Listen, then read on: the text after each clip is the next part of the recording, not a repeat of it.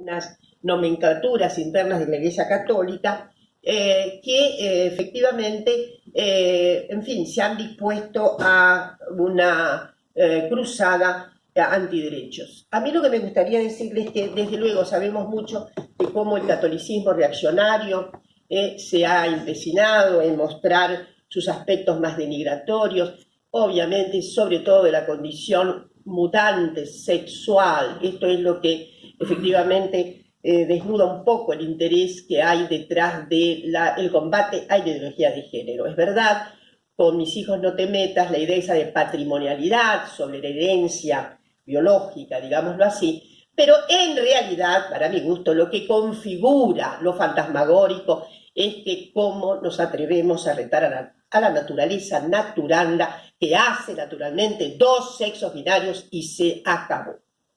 Entonces ahí hay esa manifiesta adhesión a la naturaleza naturanda, es lo que yo creo que es por donde está el principio, ¿no?, de articulación más dogmática con la que nos encontramos hoy día. La segunda cuestión que quiero colocar es en realidad la crisis del liberalismo. En el mundo entero una crisis paradigmática liberal.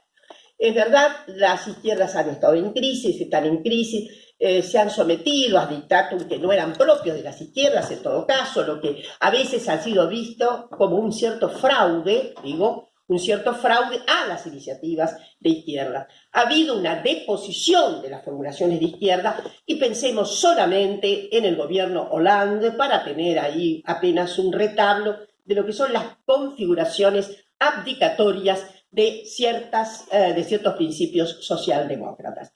Esto ha aumentado también la crisis general. Hoy día los cientistas políticos están bastante alarmados sobre lo que está pasando con las democracias formales a propósito de la disrupción amenazante de estas fuerzas que Franco las ha narrado también en el caso de Alemania, y efectivamente que juegan con sintagmas absolutamente de la cotidianidad inmanente de las personas. Una cotidianidad inmanente. Esto de la cotidianidad inmanente, acá hay una filósofa de gran estirpe, es esto que tiende a reproducirse en orden a el cuidado desmesurado de la protección de sí mismo, cuando mucho de mi familia, frente a lo que es amenazante en el mundo exterior. Y todo es amenazante, porque además es amenazante, evidentemente, que la brutalidad de la destrucción de países en África y en todo y cualquier lugar están significando esos dramas ominosos de tanta gente que se muere en alta mar y además que no encuentra prácticamente, no puede traducirse ya en la vieja solidaridad del viejo humanismo que se planteaba inclusive dentro de los grandes paramétricos contenidos de las izquierdas y de los propios liberales.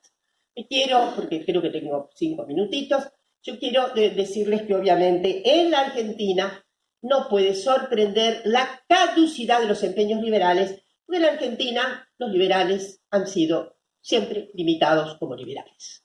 Son un cauce sórdidamente conservador, cuyo panorama abierto a lo liberal es la liberación de las fuerzas de mercado. Absolutamente. En el resto no se compadece con ninguna hebra radical liberal. Bueno, alguna vez escribí largamente comparando el fracaso absoluto fracaso porque no lo hubo, es decir, el aborto en todo caso, porque solo hubo 2, 3, 4 pioneros en la materia de hacer algo incandescente, la escena argentina con una propuesta de radicalidad liberal que agotó, uno de ellos Grotaveña, por supuesto, en fin, que todavía amerita una gran tesis doctoral, figura que trasciende del 19 al 20 y es una figura notable, pero no hizo cauce. No es lo mismo que en Uruguay, no sé si hay gente de Uruguay acá, en donde en Uruguay ya desde fines del siglo XIX se instala la presunción, digamos, lo que prefigura la corriente liberal radicalizada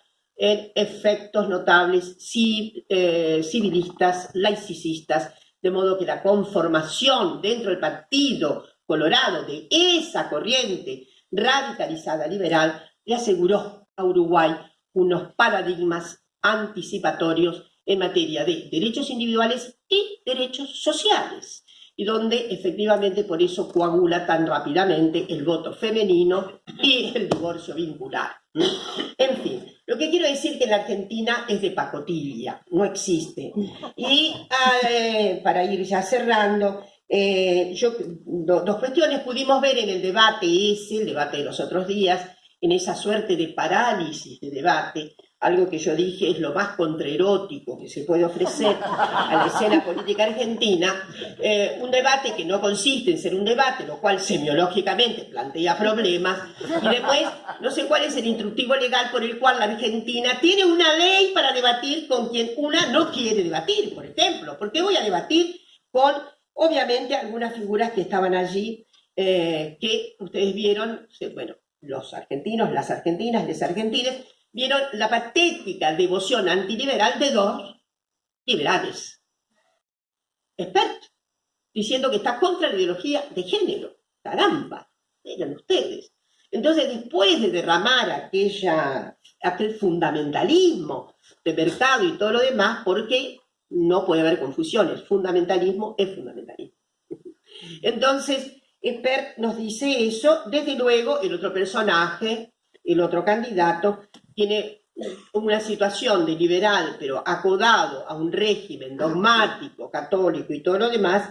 Y luego tenemos la paradójica situación de un candidato a vicepresidente que dice que se inscribe en la tradición republicana, cuyo nombre no voy a dar, que además tiene todas las hebras fascistas que podamos encontrar. Un candidato que, por otra parte, quiero hacerme cargo, ha sido históricamente peronista, así que, por favor, no quiero que confundan para nada la idea de que en un solo lado hay gente réproba.